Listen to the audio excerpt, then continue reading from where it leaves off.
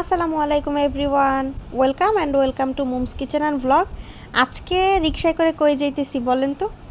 আপনাদের গেস করা আসলে এইভাবে সম্ভব না।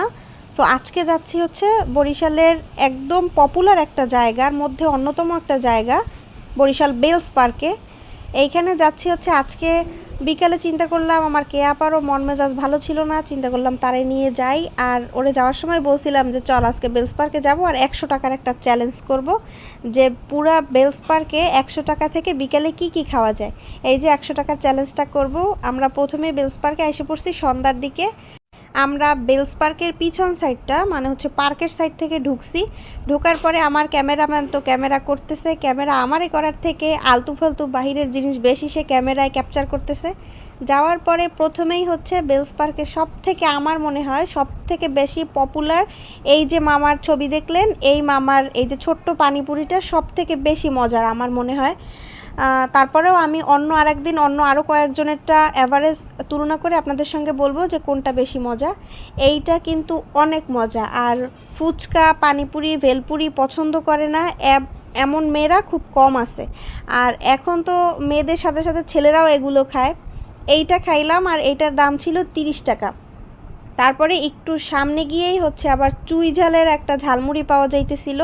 এইখানে আরও অনেক ধরনের ঝালমুড়ি ছিল চুই ঝালের সঙ্গে, এই যে কি আলু মুড়ি, ডিম মুড়ি, কলিজা মুড়ি, এরকম অনেক মুড়ি ছিল।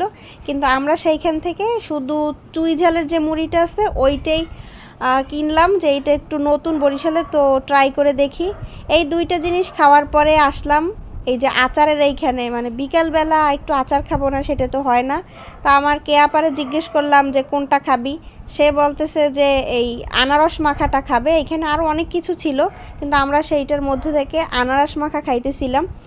আর এই যে এই মামাটায় বড় একটা আনারস কাটতেই ভুলে গেছে, সেইটা আস্তই মুখের মধ্যে ঢুকিয়ে দিছি। আর আমার ক্যামেরাম্যান তো সব এদিক ওদিক ভিডিও করতেছে। এই তিনটা জিনিসই হচ্ছে আমি প্রথম ফুচকা খাইছিলাম, পানিপুরি যেইটা ওইটা খাইছিলাম 30 টাকায়।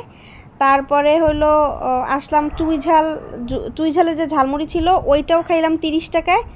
এরপরে এই আনারস মাখা যেইটা এইটাও খাইলাম 30 টাকায়। আমার 90 টাকা শেষ। আমার হাতে কিন্তু আর মাত্র 10 টাকা আছে।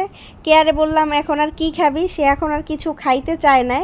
সে হচ্ছে আমার চ্যালেঞ্জটায় কোনোভাবেই জিততে দিবে না, এই জন্য সে 20 টাকা দিয়ে আবার একটা হাওয়াই মিঠাই কিনছে। ও যদি এইটা না কিনতো তাইলে কিন্তু খুব ভালোভাবেই চ্যালেঞ্জটা আমি ফুলফিল করতে পারতাম, ওর জন্যই পারি নাই।